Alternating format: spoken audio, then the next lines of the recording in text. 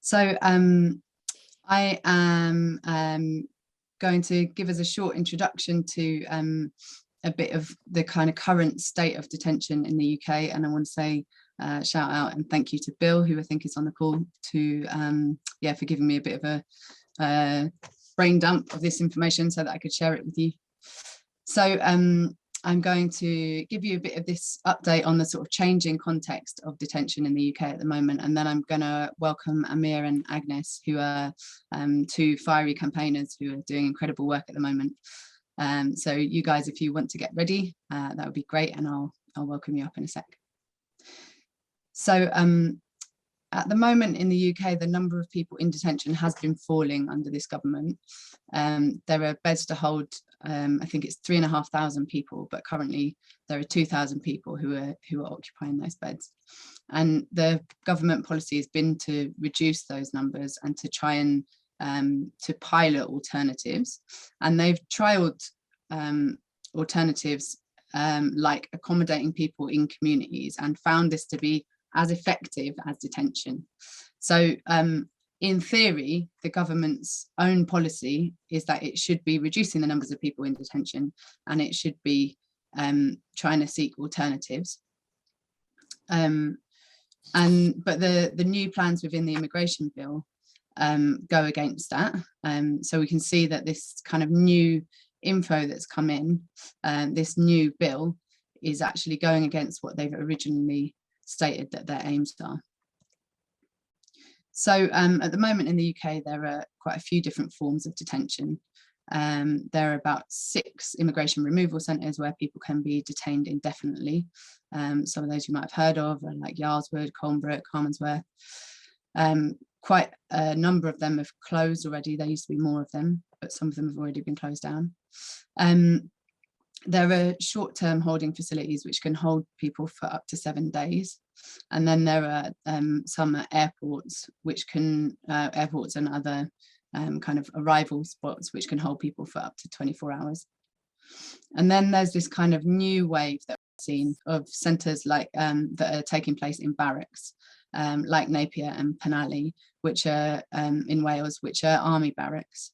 And they've hit the news recently because of this massive and significant resistance that's been coming from within the barracks. So I'm going to hopefully welcome up Amir onto the stage now. Hello everyone. Firstly, thank you to May for the introduction, and thank you for all the other speakers for their powerful testimonies. I was moved to Napier Barracks in October 2020. It was completely an unhygienic prison-like place with so many people from different backgrounds and traumatic experiences living with each other. And this kind of mass accommodation with that kind of condition affects anyone mentally. We were sharing a block with 28 people each and 2 toilets and 2 showers in total. And it's obvious that your physical health and condition can also deteriorate from COVID-19 and any other kind of disease, contagious disease, if you are living in a mass accommodation with so many people. 400 people had to share their dining room and bedrooms together, which subsequently made half of the population become infected with COVID-19. Apart from the effect that it had on their physical health, vulnerable people who fled war and persecution had to bear the prison-like atmosphere of the camp. Victims of torture, hostility, and aggression had no mental health support or access to a specialist or someone who at least is trained to deal with vulnerable asylum seekers. One nurse on site was not adequate for all 400 residents, and asylum seekers were relying on painkillers to calm their dental pains and any other kind of pains they were dealing with. There was no expert or mental health assessment for the victims of torture, for people who were dealing with PTSD and those who had suicidal thoughts. The lack of information has also been a great cause of frustration. No one knew for how long you're going to be there and when you can expect to receive an update about your asylum case. Our complaints had always fallen on deaf ears. Several peaceful protests, one hunger strike, and so many suicidal attempts were not important enough to catch the Home Office attention. Over time, residents became more and more depressed and distressed. Everyone lost their motivation to socialize with one another. I was tested positive with more than half of the residents in January. No one checked on me and others to ask if we are all right or if we need any medication.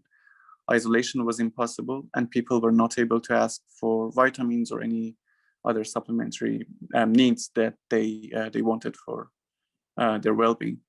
I had severe pain in my chest, ribs, and head for a week. Having fever, shivering at nights, and being fatigued and completely energyless were other symptoms that I experienced.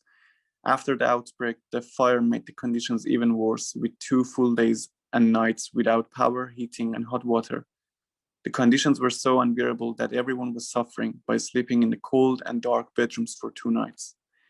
And when we were dealing with the COVID outbreak, I saw some politicians tweeting that outbreak happened because the residents didn't practice social distancing, without considering if that was even possible in a mass accommodation. This scapegoating made me really furious, and I thought sharing this misinformation is not fair. I wrote a letter when I was staying there to the public of to the people of the United Kingdom, describing the conditions of the camp and how we were treated, to show them not everything they are hearing is the truth. I could collect 200 signatures from the residents from different nationalities and backgrounds. The letter was shared on The Guardian, and the organization called Choose Love could also share it on their Instagram. And it was right after sharing the letter that we could communicate, we could find our voice, and we could communicate with the then Chief Inspector of Immigration, who was inspecting the army camps and other asylum accommodations. And we also had the chance to talk to all party parliamentary group in giving them the evidences. Finally, I want to say that we have been dehumanized, criminalized, and harmed by the hostile environment. So many of the residents are still dealing with the trauma and mental health consequences of being in Napier. I cannot imagine how the victims of torture and persecution feel after being held and detained in Napier. I want to urge everyone to be sensitive about what has been happening to the asylum seekers in the UK. It is not just about the people seeking asylum. It is about how some of the politicians think about immigrants.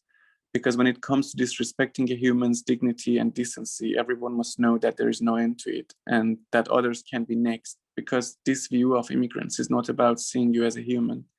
It is about the passport you hold, the language you speak, the religion you practice, and your hair and skin color. It is about being in a hierarchy. And if you're not already, you're going to be the next victim sooner or later. And that is exactly why we have to take action. Thank you, everyone. Amazing. Thank you so much, Amir. That's really incredible to hear stories from inside and from what sounds like was really fierce organizing in the times where it would have been easy, I can imagine, to just want to kind of recoil, but you guys came together in a way that is really empowering and inspiring for the rest of us too. Thank you for sharing.